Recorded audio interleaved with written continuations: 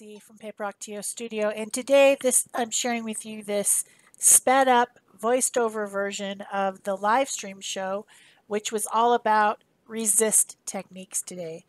That Livestream show is on our other channel, Art Joy of Sharing Livestream, and every Thursday at 10 a.m. Central. So what I was talking about was the different types of resists that there are. There are oily resists, there are waxy resists, and there are plasticky resists. And I had done some preparation in advance so that things had time to dry, testing out different products to see how well they resisted different media. And I ended up doing 19 different backgrounds, and I made them into cards, obsessively made them into cards.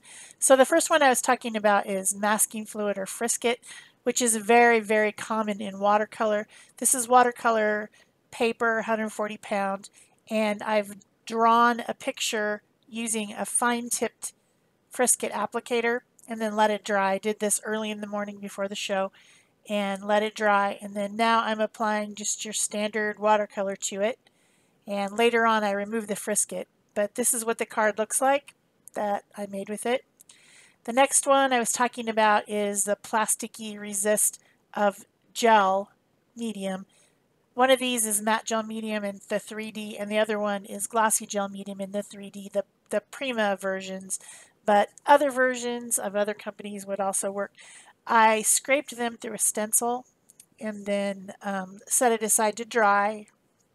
And now I was applying some Ken Oliver color bursts on there with water, and I think those turn out fantastic. I think that plasticky stuff resists the pigment, doesn't stain it, and you get a really cool effect. So then I was showing these other ones that I had done. I did one with Dimensional Magic, which is glossy accents, basically. I did one with white glue. The one I'm doing right now, applying the watercolor to, is white glue, and it's like a PVA glue for those of you who pay attention to that. And then this other one, the green one, was fabric paint and stickles. Now the stickles glitter glue, a lot of the glitter came off on my brush, so I didn't think that did a very good job of resisting, but the dimensional fabric stuff that you know, tulip puff paint or whatever, worked out really well. So those were all great resist options.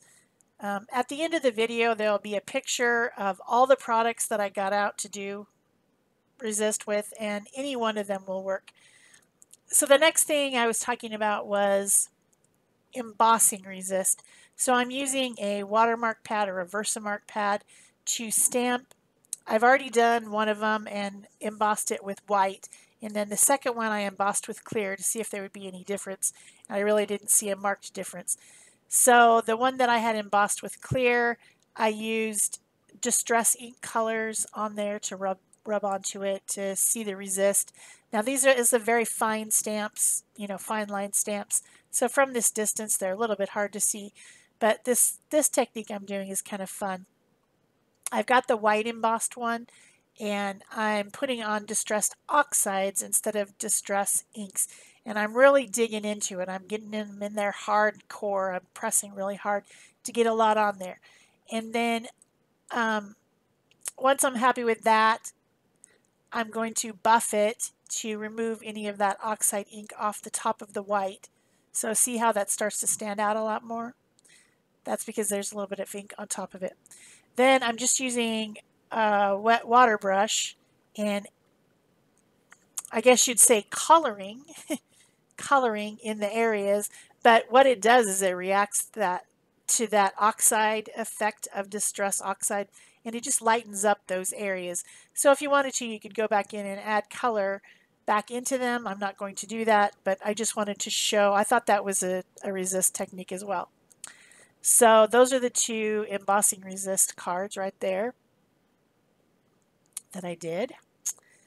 So I guess I am back to the gel resist ones, and I wanted to just make sure that nothing came off of them, but I really didn't get much off of it because, you know, I had used the powdered pigments, which are some intense stuff, and I was worried that there would be some on there that would get on your hands, but nothing really came off with the wet wipe. So then I started talking about oily type resists, and this is furniture polish. It's a beeswax, unscented beeswax is all it is in this furniture polish, and I use it on my art journal pages. I seal them sometimes with it if they're sticking together. If I've used a lot of acrylic products, sometimes one page will stick to another, and if you put that on there, it stops them from sticking. But this stuff also makes a fantastic resist. So I just rubbed it through a stencil, and then I just applied some distress inks doing the craft mat method where you get it on the craft mat, make it wet, and then you dip them in there. So then this one is actually silver metallic cardstock, and I put some of the glossy accents slash dimensional magic slash crystal effects. You know what I'm talking about. That clear stuff that dries puffed up kind of. You use it in jewelry sometimes. You know what I'm talking about. That stuff. I put that on there. I drew it on there in a random design, swirls. And then I was just spraying it with some glimmer mist because I wanted to maintain that metallic-y effect. So that stuff works great for resist. That would be a plasticky resist. Plasticky, that's a word. So then this one is stencil resist. I still think this is a resist technique, although I don't know, it might be questionable if it is. But if you use Yupo paper, which is a synthetic paper that is great for watercoloring and alcohol inks, and then you put a stencil over it and you dab some alcohol inks in through the stencil, let it dry. Then once it dries and you peel it off, it looks really cool. So to me, the stencil, the plastic of the stencil resisted the areas and made those areas lighter, and then in the center of those areas is darker. So I think that's a resist technique too. So then the next one was crayon resist. You can do crayon resist with your regular old Crayola crayons. You can do them with a China marker, which is like a waxy marker. You could do it with oil pastels. And I started out doing this with a piece of packaging, kind of a thick cardboard packaging stuff. And then I used some Crayola on there through a stencil, just to show that you can do it with a stencil or you can do it freehand. Then I got out some of my oil pastels and filled in some of my little circles with doodling with the oil pastel to show how that worked. And then I'm going to use this on my gel plate. This is my 6x6 gel plate. And if you press that crayon resist on there, it will remove paint and leave a pattern. So the majority of the paint got onto my little cardboard piece, and you can wipe it back and use that as well as something if you want to. Or you can use it again to resist on the plate again, because it'll continue to work as long as you've got the acrylic paint wiped off it. And then this is my cleanup print. I had some left over on there. So that kind of shows you what you can do with crayon resist with a gel plate. Then, of course, you can also just do crayon resist by drawing with your crayons or oil pastels onto a piece of paper. If you want to have a white effect, though, you do need to use either a white crayon or a clear crayon. And you know, Easter's coming up, and if you buy those Easter die kits, they always come with a clear crayon, and those are really great for crayon resist techniques. And they come in there, so you kind of get it for free. You could also use a candle. Candles are a little bit unwieldy though, but it does work. So that is crayon or wax resist type techniques right there. Those are the cards that I made. So then this is dry now, and I was showing the shimmeriness of the glimmer mist on the metallic cardstock.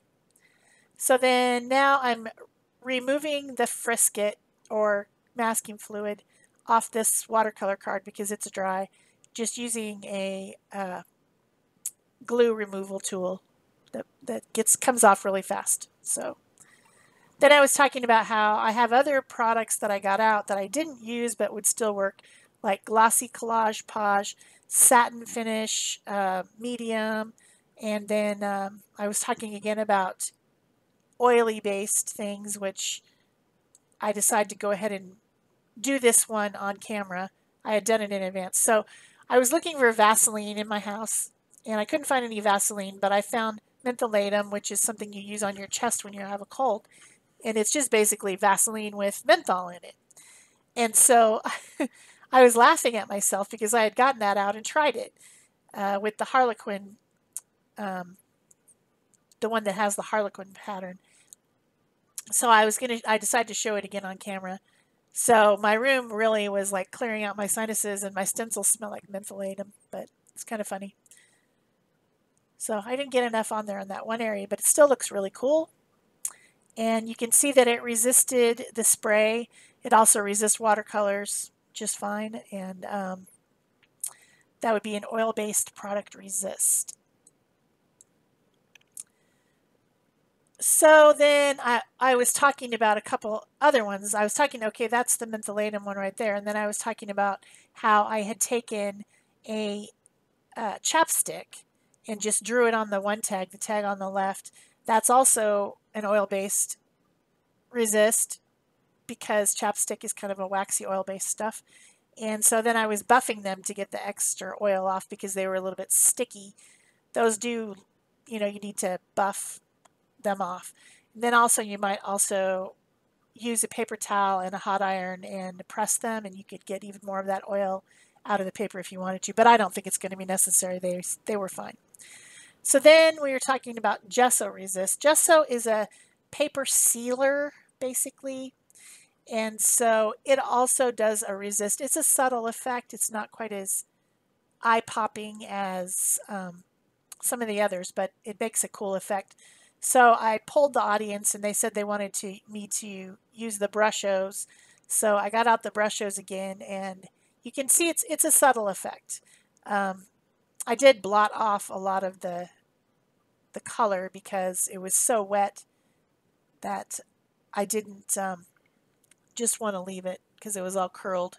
So then that was one of the Gessos that I have, the Liquitex Basics, and I thought, what would happen if I use one of the thicker ones? So this is the Liquitex Super Heavy Gesso, and I applied it very heavily onto the card with a brush and dried it, and then I wanted to see if that would be different than the other one, and it is.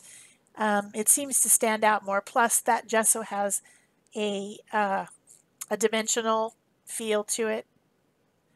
So I mean, it's still subtle, but it's a really cool effect as well. But I think if I was to do Gesso resist, I would prefer the heavy Gesso one. So there's the cards that I made. Then I came back to talking about the stencil resist. This one is actually StazOn ink and alcohol, which isn't exactly the same as the alcohol resist. I was just trying StazOn reinkers.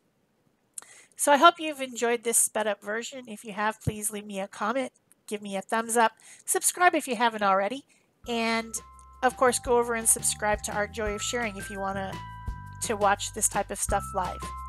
That's it for me. Thanks. Bye-bye.